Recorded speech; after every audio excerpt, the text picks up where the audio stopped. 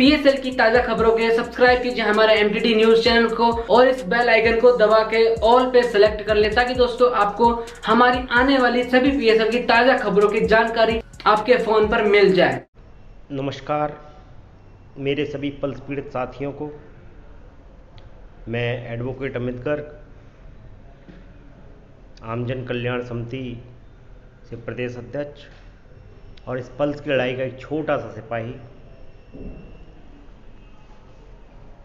साथियों, अभी मैं यूट्यूब चैनल सुन रहा था कई और कई व्हाट्सएप ग्रुप पर भी मैसेज देखे, सेबी की वेबसाइट पर भी, कि सेबी ने पिछले 5 सालों का अपना जो डाटा है, जो रिपोर्ट है, वो उन्होंने सबमिट की है कि उन्होंने क्या क्या किया। साथियों, सिर्फ मैं हिंदुस्तान के जितने भी एजेंट साथी हैं, सीनियर साथी हैं, जितने भी संगठन इस लड़ाई को जिन्होंने शुरुआत की, जो लड़ रहे हैं, मैं सिर्फ एक ही बात कहना चाहता हूं कि साथियों, आखिर कब तक ऐसे ही हम लोगों को गुमराह किया जाता रहेगा सेबी के द्वारा, लोढ़ा कमेटी के द्वारा। हम लोगों की संख्या इतनी है कि यदि हम चाहें तो एक दिन में सुप्रीम कोर्ट में अपना डाटा जमा करा के और लोढ़ा कमेटी से पूछ सकते हैं कि आपने क्या किया।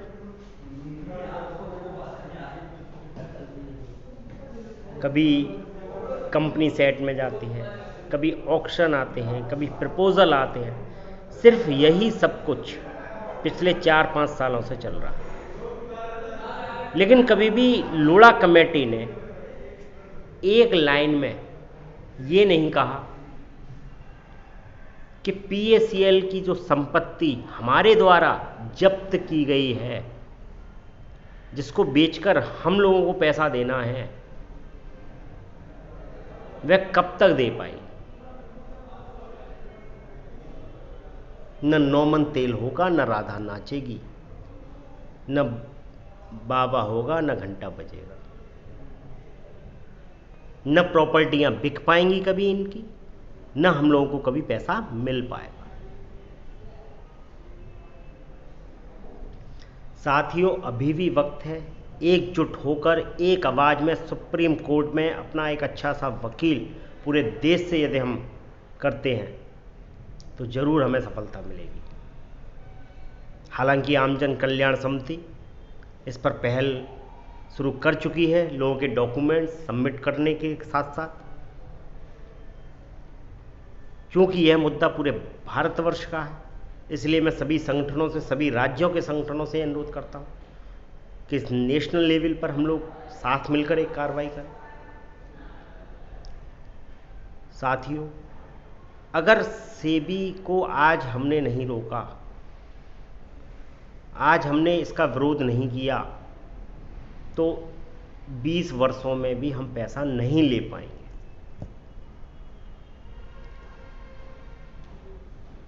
साथियों, इन छोटे छोटे प्रपोजलों से क्या 50,000 करोड़ रुपया, क्या 5 करोड़ निवेशकों को मिल पाएगा।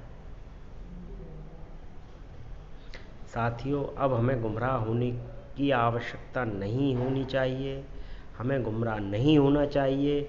हमें एकजुट होकर, घरों से निकलकर इस लड़ाई में अपना योगदान देना चाहिए। और योगदान अब सिर्फ धरने प्रदर्शन और उसका नहीं, सिर्फ अब सुप्रीम कोर्ट में अपनी बात रखने के लिए सिर्फ एक अच्छा वकील जो सेबी के खिलाफ बोले, लोढ़ा कमेटी के अगेंस्ट बोले।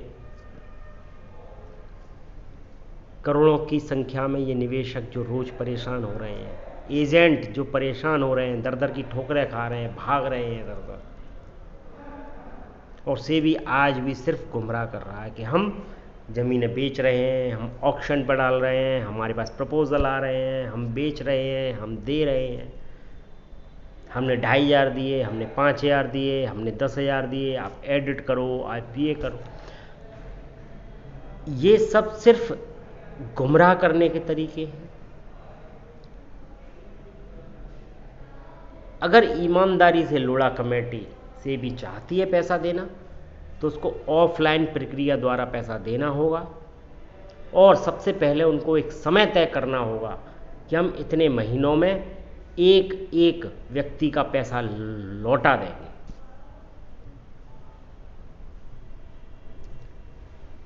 जो अपलोड की प्रक्रिया चलाई गई, रसीदों को जमा करने की प्रक्रिया चलाई गई, लोगों के पास रसीदें नहीं हैं, जिन्होंने पूरी रसीदें जमा कर दी उनको भी आधा अधूरा पैसा मिला। आखिर यह सिर्फ दिखावा है सेबी के द्वारा, लोढ़ा कमेटी के द्वारा, जिस पर हमें बिल्कुल विश्वास नहीं है। आम जन कल्याण समिति ऑनलाइन डॉक्यूमेंट जमा कराने का, ऑनलाइन पेमेंट का पूरी तरह से विरोध करती है। और यदि और संगठनों में है दम, और संगठन ये चाहते हैं कि उनके साथ जुड़े हुए लोगों का पैसा मिले, तो उन्हें भी इस ऑनलाइन प्रक्रिया का विरोध करना पड़ेगा, सेबी का विरोध करना पड़ेगा, कंपनी का विरोध करना पड़ेगा। मैं सिर्फ आप लोगों से यही कहता हूं कि अब भी वक्त है, अपने उन संगठनों के पदाधिकारियों से पूछो कि आखिर वो क्या कर रहे हैं, क्यों आज तक गुमराह कर रहे हैं, और आगे अब क्यों गुमराह कर रहे हैं। साथियों, हमें सेबी के किसी भी जाल में नहीं आना है, हमें कोई अब लॉलीपॉप नहीं पकड़ना है। हमें सिर्फ एक आवाज़ में पूरे हिंदुस्तान के लोगों को जगाकर सुप्रीम कोर्ट में अपनी कार्रवाई करनी है और एक नया ऑर्डर पास करवाना है कि हमारा पैसा जल्द से जल्द लोढ़ा कमेटी दे। अगर उसने जिम्मेदारी ली है तो उसे देना पड़ेगा, नहीं तो लोढ़ा कमेटी को बर्खास्त किया जाए। मैं आप सबसे सिर्फ यही करूँगा। मैं बहुत ही छोटा सा व्यक्ति, बहुत इस लड़ाई में बहुत मामूली, क्योंकि मेरी कोई बहुत बड़ी रैंक नहीं, बहुत बड़ी कंपनी की मुझे जानकारी नहीं जो बड़े बड़े सीनियरों को हुआ करती थी। मैं सिर्फ इतना कहना चाहता हूँ, जितनी समझ है उस समझ के आधार पर आपको बता रहा हूँ। पहले भी मैंने जो कहा कि इस तरह से पैसा नहीं मिल पाएगा, लेकिन संगठनों ने बात नहीं मानी। साथियों, मैं सिर्फ यही कहूँगा कि आम जन कल्याण समिति के साथ यदि कोई भी संगठन जुड़ना चाहता है तो सबसे पहले सिर्फ हम कानूनी लड़ाई लड़ेंगे, सुप्रीम कोर्ट से लड़ाई लड़ेंगे, इसके अलावा हमारी कोई लड़ाई नहीं होगी। और हम सेबी का विरोध करते हैं। हमें सेबी के किसी भी अब झांसे में नहीं आना है, क्योंकि ये लोग 5 साल से गुमराह कर रहे हैं और आज भी गुमराह कर रहे हैं, कंपनी वाले भी गुमराह कर रहे हैं, आज भी कंपनी की तमाम कंपनियां चल रही हैं।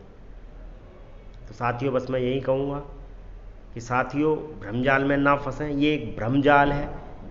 जब उन पर दबाव पड़ता है, हम लोगों के द्वारा वीडियो जारी होते हैं, हम लोग सुप्रीम कोर्ट की बात करते हैं, हम लोग तो ये लोग एक कोई ना कोई नया एक लॉलीपॉप छोड़ देते हैं, जिससे लोगों को लगता है कि हाँ, हमारा पैसा मिलने वाला है। लेकिन नहीं साथियों, हमें एकजुटता के साथ आगे बढ़ते हुए बहुत जल्द सुप्रीम कोर्ट जाना है। इसके लिए हम तैयार हैं। बहुत जल्द नए अपडेट के संग आपसे मुलाकात होगी। बहुत जल्द हम इसकी तैयारी कर रहे हैं। तो आप लोग बस हमसे जुड़े रहिए। सभी यूट्यूबर्स का एक बार धन्यवाद जो हमारी वीडियो को लोगों तक, निवेशकों तक पहुंचाते हैं। मैं अंत में फिर यही कहूँगा कि सेबी सिर्फ हमें गुमराह कर रहा है, हमारा पैसा नहीं मिल पाएगा इस तरह से। जय हिंद, जय भारत।